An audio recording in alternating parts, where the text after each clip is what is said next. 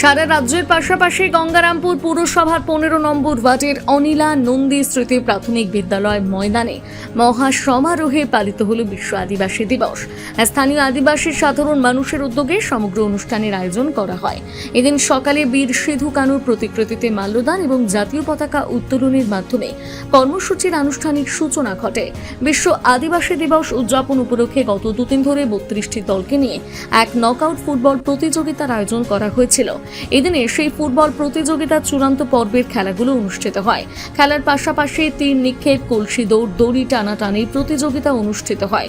এছাড়াও আদিবাসীদের ঐতিহ্যবাহী নাচ, গান সহ নানান মনোজ্ঞ সাংস্কৃতিক অনুষ্ঠান পরিবেশন করা হয়, যা উপস্থিত দর্শকদের দৃষ্টি আকর্ষণ করে। অনুষ্ঠানে প্রধান অতিথি হিসেবে উপস্থিত ছিলেন গঙ্গারামপুরের বিধায়ক সত্যেন্দ্রনাথ রায়, বিশিষ্ট সমাজসেবী অশোক বর্ধন, সুবোধ সরকার, স্বামী দিবাকরানন্দজি মহারাজ সহ এলাকার অন্যান্য বিশিষ্ট ব্যক্তিবর্গ। এদিন উপস্থিত হয়ে বিধায়ক সত্যেন্দ্রনাথ রায় বলেন, আদিবাসী দিবস উপলক্ষে গঙ্গারামপুর শিববাড়ি মাঠে এখানে ফুটবল খেলা প্রতিযোগিতা হয়, তার সঙ্গে অন্যান্য খেলা হয়, তীর নিক্ষেপ হয়, বাচ্চাদের বিভিন্ন রকম নাচ সহ অনেক রকম সংস্কৃতিপরণ যেসব কাজগুলো আছে আদিবাসী সমাজে সেগুলো হয়। আজকে 3 দিন ধরে এখানে খেলা হচ্ছে ফুটবল। আমরা এখানে এসেছি সবাই মিলে, আমাদের স্বামীজিরাও এসছেন এবং আমাদের সমাজসেবী অনেকেই এখানে উপস্থিত হয়েছেন।